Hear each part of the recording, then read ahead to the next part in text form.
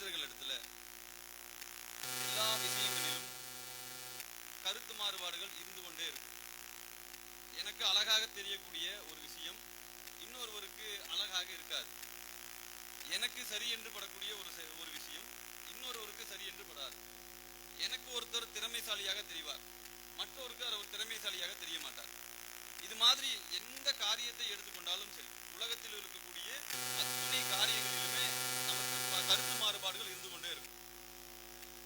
அதே போல கடவுள் கொள்கை என்று வரக்கூடிய நேரத்துல அல்லாஹ் இருக்கிறானா இல்லையா அல்லது கடவுள் இருக்கிறாரா இல்லையா என்பதுல மனிதர்களிடத்துல மாறுபட்ட கருத்து இருந்து கொண்டே இருக்கும். ஒருத்தர் கடவுள் இருக்குதும் பாரு, ஒருத்தர் இல்ல இவரு தான் கடவுளும் பாரு, ஒருத்தர் இல்ல வேற ஒண்ணு கடவுளும் பாரு, இன்னொருத்தர் கடவுளே இல்லை என்று சொல்வார். சொர்க்கம் நரகம்னு ஒண்ணு இருக்குதுன்னு நம்புவோம், இன்னொருத்தர் சொர்க்கம் நரகம் எல்லாம் இருக்குதா, இதெல்லாம் அறிவுக்கு உட்படுமா என்று சொல்லுவார். இப்படி கடவுள் விஷயத்தை எடுத்துக்கொண்டாலும் அதிலும் கருத்து முரண்பாடுகள் இருந்து கொண்டுதான் இருக்கும். ஆனால் ஒட்டுமொத்த மனித சமூகமும் எந்த இடத்தில் மாறுபட்ட கருத்து இல்லாமல் ஒரே இடத்தில் வந்து நிற்கிறார்கள் என்று சொன்னால், அல்லாஹ் நமக்கு சொல்லக்கூடிய, மனிதர்களுக்கு எச்சரிக்கை செய்யக்கூடிய ஒரே செய்தி என்ன அப்படின்னு சொன்னா, குல்லு நப்சின் தாயிகத்துல் மௌத். இந்த உலகத்தில் பிறந்திருக்கக்கூடிய ஒட்டுமொத்த மனித சமூகமும் எப்பவும் மரணிச்சு கொண்டே இருப்பார்கள். ஒரு ஆள் பிறந்து விட்டால் நிச்சயமாக அவர் நிரந்தரமாக உயிரோடு இருக்க மாட்டார். அவர் என்றைக்காவது ஒரு நாள் மரணித்து விடுவார் என்று மார்க்கம் நமக்கு சொல்லிக் கொண்டிருக்கிறது. அப்ப இந்த கருத்துல யாராவது முரண்படுவார்களா? கடவுள் இருக்கிறேன்னு சொல்றவரும் முரண்பட மாட்டார், கடவுள் இல்லைன்னு சொல்றவரும் முரண்பட மாட்டார். எல்லாரும் ஒருமித்த கருத்தோடு இருக்கக்கூடிய ஒரே விஷயம் என்னன்னு சொன்னா, நாம எல்லாரும் மரணித்து விடுவோம் அப்படிங்கிற விஷயத்துல எல்லாரும் ஒரே இடத்துல வந்து நின்றுக்குவோம். சரி, இந்த மரண செய்தியை குறித்து நமக்கு இந்த மார்க்கம் பல்வேறு எச்சரிக்கைகளை செய்து கொண்டிருக்கிறது. எச்சரிக்கைகளுக்கு முன்னாடி நமக்கு இந்த மார்க்கம் எச்சரிக்கை மட்டும்தான் செய்தா? ஒரு ஆள் மரணிச்சிடுவேன், அப்படி மரணிச்சால் மரணத்திற்கு பின்னால் என்ன நடக்கும்? மார்க்கம் நமக்கு எச்சரிக்கை. ஒரு மரணிக்கக்கூடிய நேரத்துல அந்த மரணத்தை எப்படி அந்த வானவர்கள் கைப்பற்றுவார்கள் என்று நமக்கு எச்சரிக்கை செய்கிறது. எல்லாம் இருக்குதா செய்யுது. அப்ப இந்த மார்க்கம் அந்த எச்சரிக்கையை மட்டும் செய்கிறதா, பயத்தை மட்டும் காட்டுதா அப்படின்னு சொன்னா, இந்த மார்க்கம் பயத்தை மட்டும் காட்டக்கூடிய மார்க்கம் கிடையாது. வேற என்ன மார்க்கம் சொல்லுது? இந்த உலகத்துல நீ பிறந்திருக்கிற, இந்த பிறந்திருக்கக்கூடிய நீ ஒரு நாள் மரணிக்கக்கூடிய நிலை வரும். அப்படி மரணிக்கக்கூடிய நிலைக்கு பின்னால் ஒரு வாழ்க்கை இருக்குது. அந்த வாழ்க்கைக்கு முன்னால் நீ இந்த மரணத்துக்கு முன்னால் செய்ய வேண்டிய நற்காரியங்கள் என்ன, நீ எப்படி இந்த உலகத்துல வாழணும், இந்த உலகத்துல இருக்கக்கூடிய நேரத்துல நீ என்னென்ன காரியங்கள் எல்லாம் செய்ய வேண்டும் என்று நமக்கு இந்த மார்க்கம் வலியுறுத்துகிறது. யோசிச்சு பாருங்க, இந்த உலகத்துல இருக்கக்கூடிய நேரத்துல நிறைய ஆசபாசங்களோடு நம்ம வாழ்றோம். உலகத்துல வியாபாரத்தை நோக்கி ஓடுறோம், அல்லது சொந்த பந்தங்களை நோக்கி ஓடுறோம், நம்முடைய குழந்தைகளுக்காக ஓடுறோம், அடுத்தடுத்த வாரிசுகளுக்காக, தலைமுறைகளுக்காக ஓடுறோம். நிறைய நேரங்கள்ல நிறைய விஷயங்களை பேசுகிறோம். நம்ம அப்படி பேசக்கூடிய நேரத்துல அல்லது பழகக்கூடிய நேரத்துல இருக்கக்கூடிய நேரத்துல எல்லாம் நாம் இந்த மரணத்தை குறித்து சிந்திக்கிறோமா என்று யோசிப்பார். அதிகமாக மரணத்தை கொண்டு யோசிக்கிறோமா, அல்லது ஒவ்வொரு நாளிலும் நம்முடைய வாழ்க்கையில வியாபாரத்தை நோக்கி ஓடுகிறோமா, செல்வத்தை நோக்கி ஓடுகிறோமா, இந்த உலகத்தினுடைய ஆசாபாசங்களை நோக்கி ஓடுகிறோமா என்று சிந்தித்து பாருங்க. யாரா இருந்தாலும் சரி, இன்றைக்கு காலையில இருந்து நான் இப்ப வரைக்கும் ஒரு தடவையாச்சும் மரணத்தை குறித்து பேசணும் யார் அப்படின்னு நம்ம மனசாட்சி தொட்டு பேச முடியுமா? நான் மரணத்தை குறித்து பேசினேன், இன்றைக்கு மரணத்தை நோக்கி சிந்திச்சு பார்த்தேன், அதை நினைத்து கவலைப்பட்டேன் என்று யாராவது இருக்கிறோமா? நம்முடைய மரணத்துக்கு பின்னால் செய்யக்கூடிய அந்த காரியங்கள் எது நான் பார்த்து இன்னைக்கு செஞ்சேன் அப்படின்னு யாராவது சொல்ல முடியுமா? இல்ல. ஆனால் அல்லாஹ்வுடைய தூதரவர்கள் நமக்கு ஒரு அழகான வார்த்தையை சொல்கிறார்கள். என்ன தெரியுமா? அக்ஸிரு திக்ர ஃபாதிமில் லதாத். அல்லாஹ்வுடைய தூதரவர்கள் நமக்கு ஒரு அழகான எச்சரிக்கை சொல்கிறார்கள். என்ன தெரியுமா? இந்த உலகத்துல, இந்த உலகத்தினுடைய ஒட்டுமொத்த இன்பங்களையும் முறித்து போடுகிற, இந்த உலகத்துல நம்ம செய்யறோமே வியாபாரத்தை நோக்கி ஓடுறோமே, அந்த வியாபார சிந்தனையே முறித்து விடும். அதே மாதிரி இந்த உலகத்துல இன்பங்களை நோக்கி ஓடுறோமே, அந்த இன்பங்களை எல்லாம் உடைத்து தவிடு பொடியாக்கக்கூடிய மரணத்தை குறித்து நீங்கள் அதிகமாக பேசுங்கள். யார் சொல்றா? அல்லாஹ்வுடைய தூதரவர்கள் சொல்கிறார்கள். இந்த உலகத்துல நீங்க வாழக்கூடிய நேரத்துல என்ன பண்ணுங்க? அதிகமாக மரணத்தை குறித்து யோசிங்க. எப்படியாப்பட்ட மரண சிந்தனை? இந்த உலகத்தினுடைய இன்ப துன்பங்களை எல்லாம் அடித்து நொறுக்கக்கூடிய, இந்த உலகத்தில் இருக்கக்கூடிய ஆசைகளை எல்லாம் தூள் தூளாக்கக்கூடிய அந்த மரணத்தை குறித்து நீங்கள் சிந்தித்து பாருங்கள். அந்த மரணத்தை குறித்து நீங்கள் பேசுங்கள் என்று நம்ம பேசுறோம். நம்மளும் சில இடங்கள்ல பேசுவோம், அதிகமாக மரண சிந்தனை குறித்து பேசுவோம். என்ன பாய் நாளைக்கு ஏதாவது அடுத்த வாரம் அந்த வியாபாரத்தை முடிச்சிடலாமா அப்படின்னா இன்ஷா அல்லாஹ். என்ன அர்த்தம்? அல்லாஹ் நாடினால் நான் உயிரோடு இருந்தால் அந்த காரியத்துக்கு வருகிறேன். ஆனா நம்ம வார்த்தை என்ன இருக்கும்? அல்லாஹ் நாடினால் இந்த வார்த்தையோடு நிறுத்துவோம். ஆனால் அதற்கு பின்னால் இருக்கக்கூடிய அர்த்தம் என்ன? நான் உயிரோடு இருந்தால், இறைவன் நாடி இருந்தால், இறைவன் என்னை உயிரோடு விட்டு வைத்திருந்தால் நீங்க சொல்றதை நாளைக்கு செய்யலாம், சாயந்தரம் செய்யலாம், இன்ஷா அல்லாஹ் பார்த்துக்கலாம், இப்படி நம்ம கொண்டு போறோம். ஆனால் இதனுடைய அர்த்தங்களை தெரிந்து கொண்டு அந்த மரண சிந்தனையை உள்ளத்துல ஏற்றி கொண்டு இப்படி வார்த்தைகளை பயன்படுத்துறோமா, அல்லது நம்முடைய வாழ்க்கையில ஒன்றி போன வார்த்தை அதெல்லாம்? ஒருத்தர் பார்க்கிறோம், சலாம் சொல்றோம், நன்மைக்காக சலாம் சொல்றோமா? நாம சலாம் சொன்னால் அல்லாஹ் நமக்கு நன்மை தரும் அந்த அர்த்தத்துல சொல்றோமா? அந்த இடத்துல அந்த சிந்தனையோடு சொல்கிறோமா? யோசிச்சு பாருங்க. அப்ப ஒன்று இருக்கக்கூடிய அந்த வார்த்தைகள் நம்முடைய வாழ்க்கையோடு பழகி போன வார்த்தைகளோடு நம்ம வாழ்றோம். அதுல ஒரு வார்த்தை என்ன பண்றோம்? இன்ஷா அல்லாஹ் பாத்துக்கலாம் பாய், அல்லாஹ் நான் தான் வரேன் பாய், இப்படி நம்ம போறோம். ஆனால் மரண சிந்தனை நாம அடுத்தவாறு இருப்புமா? இவர் கூப்பிடும் போது அல்லாஹ் நம்ம உயிரோடு வைத்திருப்பானா? நமக்கு மரணம் வந்து விடாதா? அந்த மரணத்துக்கு முன்னாடி சில நன்மைகளை செய்து விட மாட்டோமா என்ற சிந்தனையோடு இருக்கணுமா? யோசிச்சு பாருங்க. ஆனால் அல்லாஹ் அந்த மார்க்கத்தை இந்த நன்மைகளை குறித்து பேசும்போது நீங்கள் உலகத்துல வாழக்கூடிய நேரத்துல மரணம் நம்மை நெருங்கக்கூடிய நேரத்துக்கு முன்னாடி சில விஷயங்களை சொல்லலாம். இந்த காரியங்களை நீங்கள் செய்து வைத்துக் கொள்ளுங்கள். இதெல்லாம் என்ன உபதேசம், எச்சரிக்கை வேற. உங்களுக்கு மரணம் வந்து விட்டால் மலக்குள் மௌத் வருவாரு, இப்படிதான் கைப்பற்றுவாரு.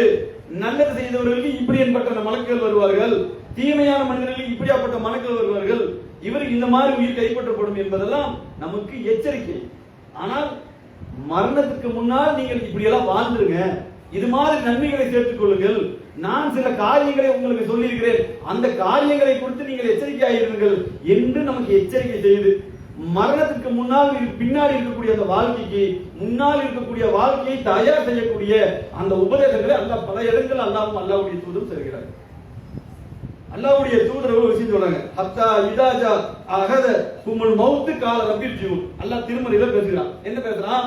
அவர்கள் யாருக்கேனும் மரணம் வந்து விட்டால், ஒருத்தருக்கு மரணம் ஏற்பட்டு விட்டால், மரணம் என்று தொண்டைக்குழியை அடைந்து விட்டால், மரணத்தை கைப்பற்றக்கூடிய மலக்குமார்கள் கண்களுக்கு தெரியப்பட்டு விட்டால், அந்த மனிதன் மரணம் வந்து உடனே அந்த மனிதன் சொல்லுவானா, எப்படி பேசுவானா?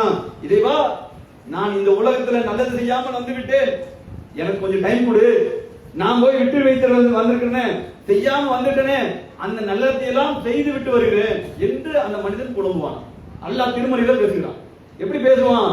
நான் இந்த உலகத்துல தர்மம் செய்யாம விட்டுட்டேன், மௌத்துக்கு முன்னாடி எந்த தர்மத்தையும் செய்யல, கொஞ்சம் டைம் கொடு, நான் போய் நான் என்னுடைய நன்மையை செஞ்சுட்டு வந்துடுறேன், நான் தொழுதுட்டு வந்துடுறேன், நான் ஜக்காத்து கொடுத்துட்டு வந்துடுறேன், நான் உம்ரா செஞ்சுட்டு வர்றேன், அல்லது ஹஜ் செஞ்சுட்டு வர்றேன் என்று எந்த நன்மையெல்லாம் இந்த உலகத்தில் விட்டு வைத்து விட்டானோ, எதையெல்லாம் செய்யாமல் அசத்தியாக இருந்தானோ, அந்த நன்மைகளை செய்துவிட்டு வருகிறேன் என்று அல்லாஹ்விடத்தில் மன்றாடுவான்.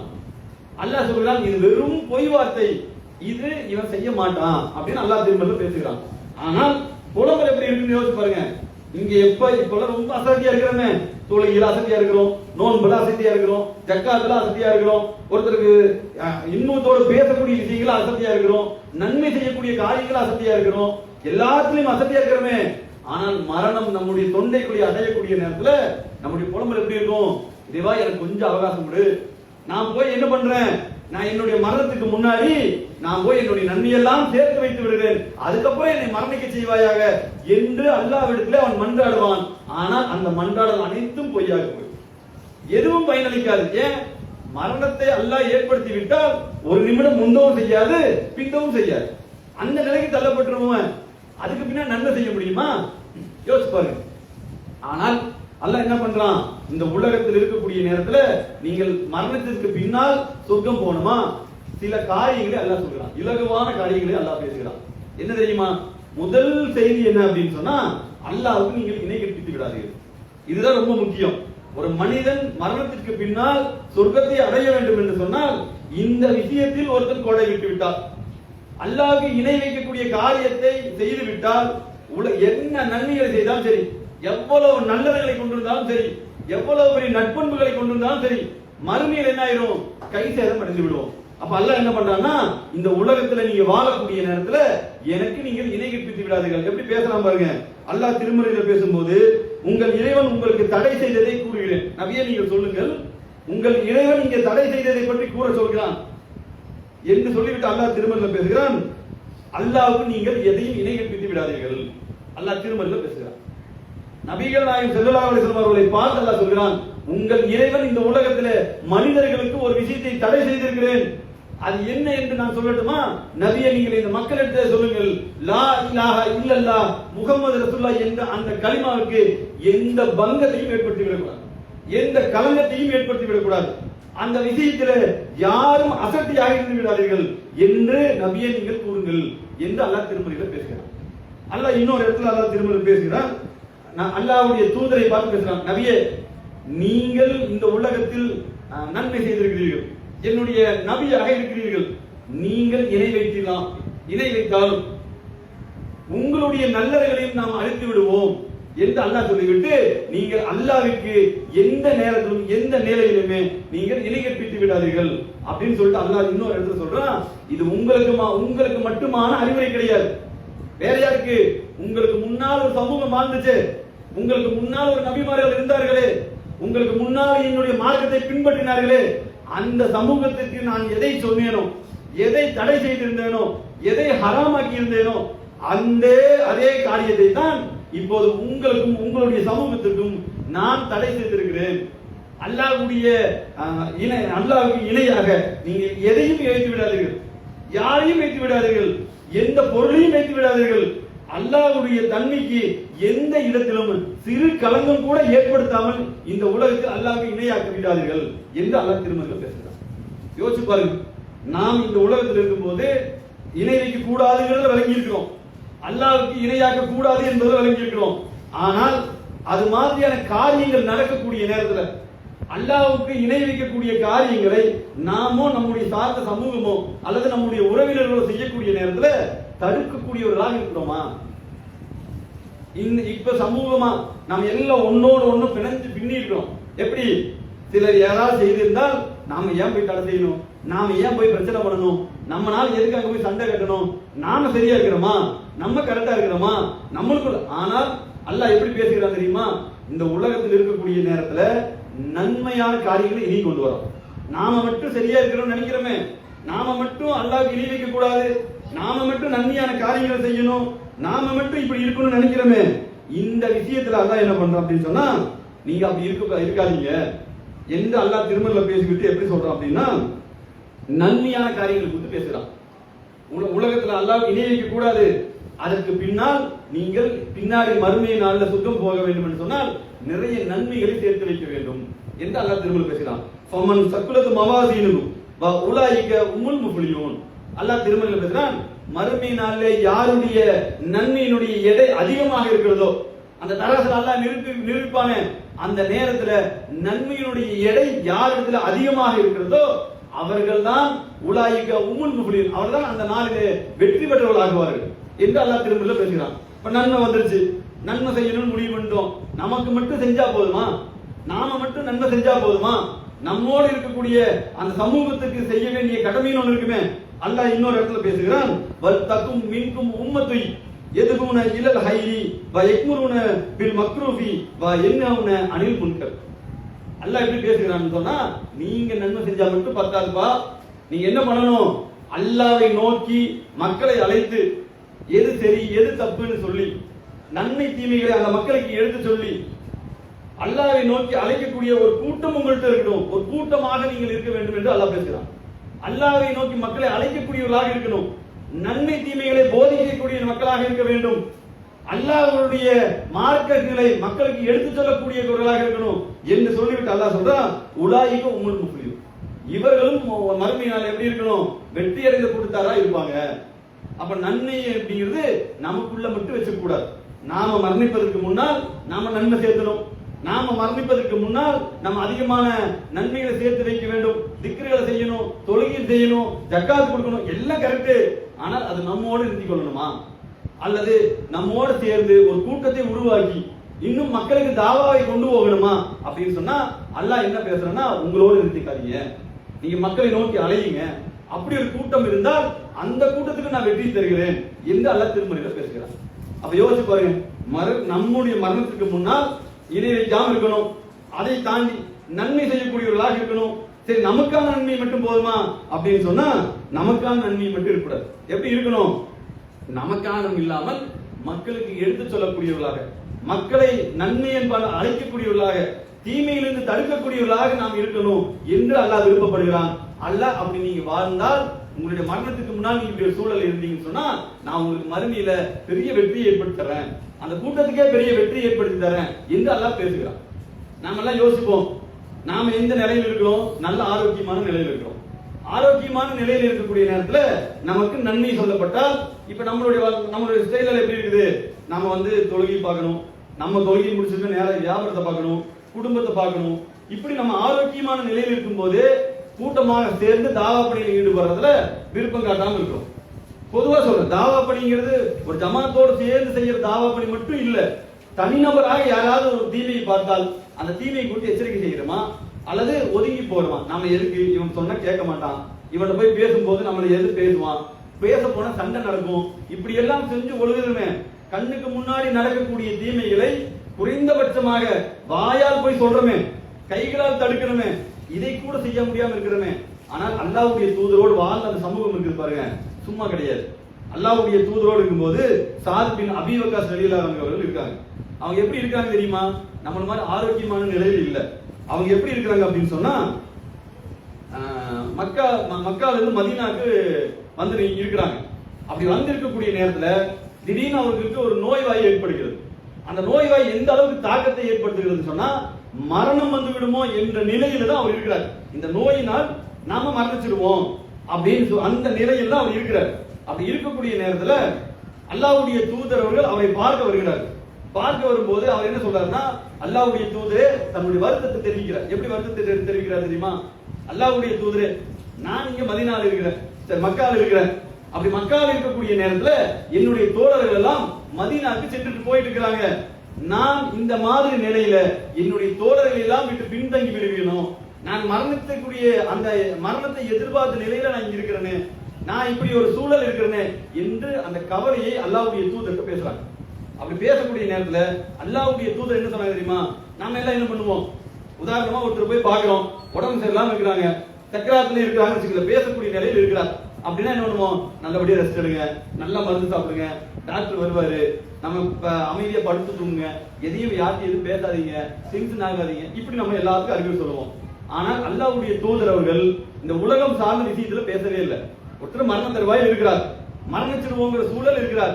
அப்படி இருக்கக்கூடிய நேரத்துல அந்த தோழருக்கு அல்லாஹ்வுடைய தூதர் அவர்கள் சொல்கிறார், என்ன தெரியுமா?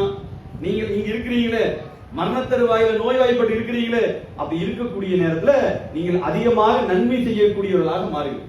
இங்க நிறைய நன்மை இருக்கும், அந்த நன்மையை கொண்டு நிறைய நன்மை செய்யக்கூடியவர்களாக இங்க இருங்க, இங்க தங்குங்க, உங்களுடைய இந்த நிலையிலும் நீங்கள் நன்மை செய்யக்கூடியவர்களாக இருங்கள் என்று அல்லாஹ்வுடைய தூதர் ஒரு விஷயம் சொல்றாங்க.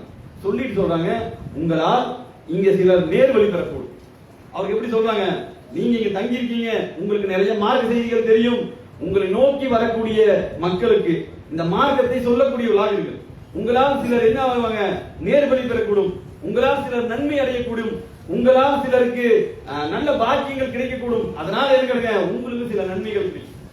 அந்த நன்மைக்காக நீங்க என்ன பண்ணுங்க? சபூர் செஞ்சு அமைதியா இருங்க என்று சொல்லிவிட்டு அல்லாஹ்வுடைய தூதர் சொல்றாங்க, அவருக்கு இந்த உபதேசத்தை செய்கிறார்கள். யோசிச்சு பாருங்க, ஒருத்தர் உடம்பு சரியில்லாம மரணத்தை எதிர்பார்த்து இருக்கக்கூடிய நேரத்துல அல்லாஹ்வுடைய தூதர் 1000 காரணங்களை சொல்லியிருக்கலாம், 1000 உபதேசங்களை செய்திருக்கலாம். ஆனா சொன்னது என்ன?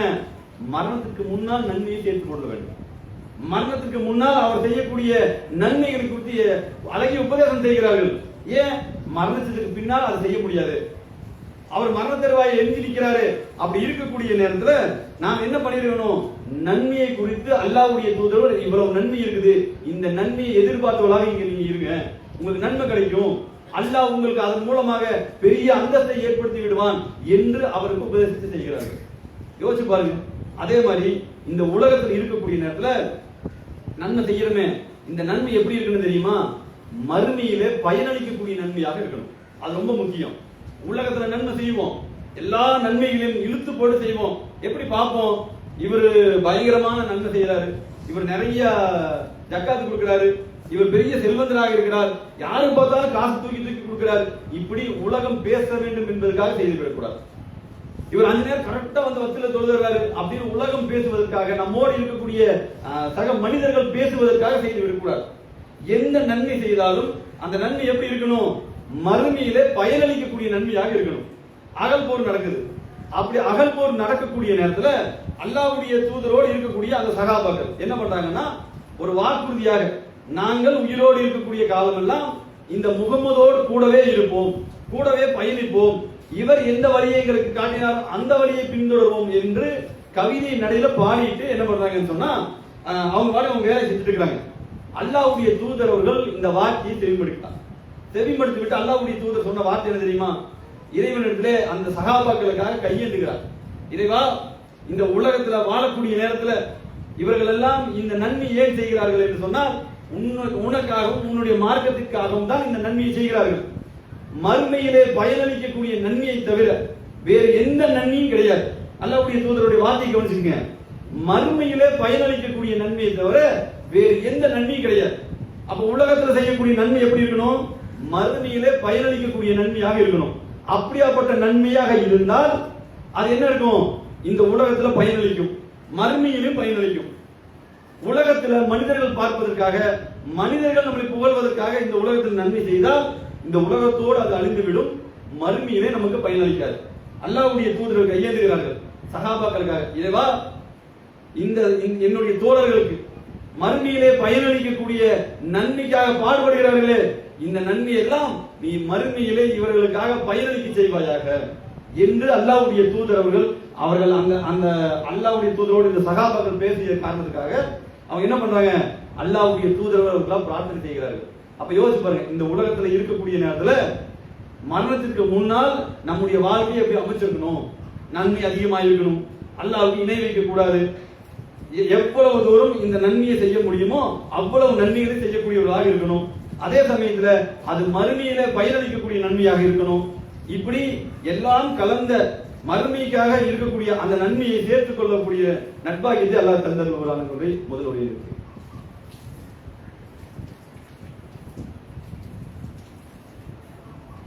அஸ்ஸலாமு அலைக்கும் வரஹ்மத்துல்லாஹி வபரகாத்துஹு. நன்மைக்குரிய சகோதரர்களே, எல்லாம் அல்லாஹ்வுடைய நல்லடியார்களே, நம்மெல்லாம் இந்த உலகத்துல வாழக்கூடிய நேரத்துல மரணத்தை எதிர்நோக்கி தான் நம்ம உட்கார்ந்துருக்கோம். எல்லா மனிதர்களும் எப்படி இருக்கணும் அப்படின்னு சொன்னா, நாம மரணத்தை நோக்கி ஓடிட்டு இருக்கிறோம், மரணத்தை கண்டு பயந்து ஓடிட்டு இருக்கிறோம். நமக்கு மரணம் வந்துடக்கூடாது, நாம என்ன வயசு சாகக்கூடிய வயசா இது. நம்ம எல்லாம் என்ன நினைக்கிறோம்னா, ஒரு 40 வயசு 50 வயசுல ஒரு அப்படி நினைக்கிறது சாதாரணம். என்னப்பா ஒரு 40 வயசுல மவுத் ஆகிறதா, இப்படி போய் எடுத்துக்கிறதாலும் மவுத்துன்னு பேசுறீங்களே இப்படின்னு தோணும். இது நமக்கு மட்டும் இல்ல, 80 வயசுல இருக்கக்கூடிய மனிதருக்கும் அதான் தோணுது. நாம என்ன அதுக்குள்ள மௌதானமா கொள்பேத்தி எல்லாம் பார்க்கணும்ல, இப்படி சூழல்ல நம்ம வாழ்றோம். நமக்கு என்ன மவுத்தே வந்துடக்கூடாது. இந்த உலகத்துல 80 வயசு ஆனாலும் 100 வயசு ஆனாலும் நம்மளுடைய சூழல்ல எப்படி இருக்குன்னா மவுத் ஆயிடக்கூடாது, அப்படியே இருந்துக்கணும். எப்படி பேத்தி பேரன் கொள்ளு பேத்தி எள்ளு பேத்தின்னு பார்த்துக்கிட்டு நம்முடைய காலத்தை அப்படியே உலகத்திலேயே கழிச்சிடணும், இப்படி சூழல் இருக்கிறோம். ஒரு 40 வயசு 25 வயசு இருக்கக்கூடியவங்கள்ட்ட எப்படி இருக்குதுன்னா, நாம இன்னைக்கு மவுத் ஆக மாட்டோம், நமக்கு இன்னொரு 60-70 வயசு. எங்க கூட பயணிக்கக்கூடிய ஒரு நான் முஸ்லீம் அதிகமா பேசுவார். என்ன பேசுவாருன்னா, நான் ஒரு இன்னொரு 15,000 நாள் இருப்பேன்டா, நீங்க ஒரு 20,000 நாள் இருப்பீங்க, அவரே முடியும்னு சொல்லுவார். 15,000 நாள் யோசிச்சு பாருங்க, கிட்டத்தட்ட ஒரு 30 வருஷம் 35 வருஷம் இருக்க வேண்டிய சூழல். அவருக்கு ஒரு 55 வயசு ஆச்சு. அவருடைய மனநிலை எப்படி இருக்குதுன்னா, இன்னொரு 15,000 ஒரு 80 வயசு வரைக்கும் வாழ்ந்துருவோம். இந்த சூழல் தான் மனிதர்கள் இன்னைக்கு இயல்பாக இருக்கிறார்கள். அவங்க மரணத்தை குறித்தெல்லாம் அதிகமாக யோசிக்கிறதே கிடையாது. அதாவது இந்த மார்க்கத்தை ஏற்கக்கூடிய நம்மை தவிர மாற்று சமூகத்தில் இருக்கக்கூடிய மக்கள் எல்லாம் பாத்தீங்க அப்படின்னு சொன்னா, பழகி பார்ப்பவர்கள் தெரியும். அவங்க எல்லாம் வந்து ஒரு 65 வயசு ஒருத்தர் இறந்துட்டாருன்னு சொன்னா அவங்க ஆச்சரியம், இப்ப 65 வயசு இறந்துட்டு போயிட்டாரா அப்படின்னு. ஏன் அப்படின்னா அவங்க 65 வயசுல ஒரு வயசு கிடையாது, 80 வயசு வரைக்கும் இருந்து 85 வயசு வரைக்கும் இருந்துட்டு செத்து போனா ஓகே பரவாயில்ல அப்படிங்கிற சூழல்ல அவங்க எல்லாம் வாழ்ந்துட்டு இருக்கிறாங்க. ஆனால் நமக்கு மார்க்கம் அப்படி சொல்லல. நமக்கு மார்க்கம் எப்படி பேசுது அப்படின்னு சொன்னா, நீங்கள் எந்த நிலையிலும் மரணிக்கலாம், குழந்தையாக மரணிக்கலாம், ஒரு 10 வயசு 15 வயசுலயும் மரணிக்கலாம், இளமை பருவத்திலையும் மரணிக்கலாம், முதுமையாகியும் மரணிக்கலாம், எப்படி வேணாலும் மரணிக்கலாம். ஆனால் மரணம் என்பது உங்களுக்கு நிச்சய பக்கம் இல்லை, எப்ப வேணாலும் உங்களுக்கு வரும். ஆனா அதுக்கு முன்னாடி உங்களுடைய வாழ்க்கையை இந்த உலகத்துல அல்லாஹ்வும் அல்லாஹ்வுடைய தூதரும் காட்டி கொடுத்த அடிப்படையில நீங்க வாழ்ந்துருங்க என்று நமக்கு மார்க்கம் உபதேசம் செய்யக்கூடிய ஒரு அழகான மார்க்கம் இந்த மார்க்கம். இந்த இடத்துல நம்ம என்ன பண்ணணும் அப்படின்னு சொன்னா, அல்லாஹ்வுக்கு எந்த அளவுக்கு இணை வைக்கிறதுல நமக்கு சரியா இருக்கிறோமோ, நன்மை செய்யக்கூடிய காரியங்களை எப்படி நம்ம சரியா இருக்கிறோமோ அதுபோல ஒரு விஷயத்தில் இறுதி நிலையில மரணம் நம்முடைய தொண்டைக்குழியை அடைவதற்கு முன்னால், கை கால்கள் எல்லாம் விரல்கள் எல்லாம் பின்னிக் கொள்வதற்கு முன்னால், நம்முடைய பார்வைகள் எல்லாம் நிலையுத்தி இருக்கக்கூடிய அந்த நேரத்துக்கு முன்னால் நம்முடைய நிலை எப்படி இருக்கணும் அப்படின்னு சொன்னா, அல்லாஹ்வின் மீது நல்லெண்ணம் கொண்ட நிலையிலேயே மரணம் சொல்லணும். அப்படி ஒரு மரணம் வருது, நாம மரணத்தை எதிர்நோக்கி இருக்கிறோம், மௌத்தா போயிடும் தெரியுது. அப்படி தெரிந்தாலும் எப்படி இருக்கணும்னு சொன்னா, நான் என்னுடைய இறைவனை சந்திக்க இருக்கிறேன், அல்லாஹ் என்னை கூப்பிட போறான், நான் மரணிக்க போறேன், நான் என் இறைவனை சந்திப்பதில் ஆசை கொண்ட மனிதனாக இருக்க வேண்டும் என்று நமக்கு மார்க்கம் உபதேசம் பண்ணுகிறது. யோசிச்சு பாருங்க, அப்படி யாராலும் முடியாது. அல்லாஹ் யாருக்கு அந்த பாக்கியத்தை ஏற்படுத்தி இருக்கிறானோ, உலகத்துல வாழும் போது யாரெல்லாம் இந்த மார்க்கத்தை பற்றி பிடித்து வாழ்கிறோமோ, இந்த மார்க்கத்துல யாரெல்லாம் உறுதியாக இருக்கிறோமோ அவர்களுக்கு தான் அந்த சிந்தனை வரும். எப்போ நிலவுக்கு நிக்கிறோம், கையெல்லாம் பதட்டமாகுது, மொத்தமும் இருட்டாகுது, கைகாலெல்லாம் பின்னுது, பார்வை நிலைகுத்தி நிக்க போகுது, படபடப்பு அதிகமாகுது, இப்படி எல்லா சூழலும் போகும். மரணிக்கக்கூடிய நேரத்துல நீங்க சாதாரண ஒரு அட்டாக் வரவங்களுடைய மனநிலை யோசிச்சு பாருங்க. வந்தவங்களுக்கு தெரியும், ஒருத்தருக்கு அட்டாக் வந்துருச்சு அப்படின்னு சொன்னா ஹாஸ்பிட்டல் போறதுக்கு முன்னாடி 1000 சிந்தனைகள் ஓடும். படபடப்பு, பிரஷரு, நம்மளுடைய சூழல், சிந்தனை, வியாபாரம், கடன், இப்படி உலகத்தை நோக்கியே நம்மளுடைய சிந்தனை இருக்கும். ஐயோ அந்த கடன் தருவானா, நாம செத்து போயிட்ட இந்த காசெல்லாம் யார் உங்களுக்கு கொடுப்பா, நம்மளுக்கு வர வேண்டிய காசெல்லாம் யார் தருவா, இந்த சிந்தனையிலேயே நம்மளுடைய வாழ்க்கை கழிக்கும். ஆனால் அப்படி ஒரு சூழல் வந்தால் நமக்கு எப்படி இருக்கணும்னு மார்க்கம் சொல்ல தெரியுமா? நீங்கள் அல்லாஹ்வின் மீது நல்லெண்ணம் கொண்ட நிலையிலேயே இருக்கணும். நான் என்னுடைய இறைவனை பார்க்க போறேன், நான் மரணித்து விட்டால் அல்லாஹ் என்னை இலகுவான நிலையில என்னை வைத்திருப்பான், என்னை கருணை கொண்டு என்னை பார்ப்பான், அல்லாஹ்வுடைய அருள் எனக்கு கிடைக்கும், அன்பு கிடைக்கும், என் இறைவனை நான் சந்திக்க இருக்கிறேன் என்ற அந்த சிந்தனை வருமா அப்படின்னு யோசிப்பார். இப்ப நம்ம வாழக்கூடிய வாழ்க்கையில நமக்கு அப்படி ஒரு நிலை வந்தால் அப்படி ஒரு சிந்தனைக்கு நம்ம போவோமா யோசிச்சு பாருங்க. ஆனால் அப்படி ஒரு சிந்தனைக்கு போகணும்னு மாறுகிறது. அல்லாஹ்வுடைய தூதர் அவர்கள் சொல்கிறார்கள், நீங்கள் அல்லாஹ்வை பற்றிய நல்லெண்ணம் கொண்டவர்களாக தவிர வேறு யாரும் மரணித்து விடாதீர்கள் சொல்றாங்க. அல்லாஹ் திருமறையில் எப்படி பேசுறான்னு சொன்னா, நீங்கள் அல்லாஹ் மீது, அல்லாஹ்வுடைய அருள் மீது நீங்கள் நம்பிக்கை இழந்து விடாதீர்கள் என்று அல்லாஹ் திருமறையில் பேசுகிறான். ஆனா அல்லாஹ்வுடைய தூதர் இன்னும் கூடுதலாக என்ன பேசுறாங்கன்னு சொன்னா, நீங்கள் மரணிப்பதற்கு முன்னால் அல்லாஹ்வின் மீது நல்லெண்ணம் கொண்ட நிலையில் மட்டுமே மரணிக்கக்கூடியவர்களாக வருங்க, அவநம்பிக்கை கொண்ட நிலையில நீங்க மரணித்து விடாதீர்கள் என்று அல்லாஹ்வுடைய தூதரவர்கள் சொல்லிவிட்டு இதை எப்ப சொல்றாங்கன்னா, அல்லாஹ்வுடைய தூதரவர்கள் மரணிப்பதற்கு ஒரு 3 நாளைக்கு முன்னாடி சொல்றாங்க. இந்த உபதேசம் எப்ப நடக்குது? ரசூலா மரணிப்பதற்கு ஒரு 3 நாட்களுக்கு முன்னால் அல்லாஹ்வுடைய தூதரவர்கள் சொல்றாங்க. அப்ப அல்லாஹ்வுடைய தூதரவர்கள் எந்த நிலையில் இருப்பாங்கன்னா, மரணிக்கிறதுக்கு ரொம்ப முடியல, மரண தருவாயில் இருக்கிறாங்க. அப்படி இருக்கக்கூடிய நேரத்துல அவர்களுடைய இறுதி எல்லாருக்கும் தெரியும். மரணிக்கிறாங்க, மயக்கம் போட்டு விடுவாங்க, மறுபடியும் எந்திரிச்சு உட்கார வைப்பாங்க, திடீர்னு மயக்கம், தலைவலி, இப்படி ரொம்ப கடுமையான சூழல் தான் அல்லாஹ்வுடைய தூதர் அவர்களுடைய அந்த நிலை இருந்துச்சு. அப்ப அல்லாஹ்வுடைய தூதர் மரணிப்பதற்கு முன்னால் என்ன பண்ணாங்கன்னா, ஒழு செய்வதற்காக ஒரு பாத்திரத்தில் தண்ணீரை கை விடுறாங்க.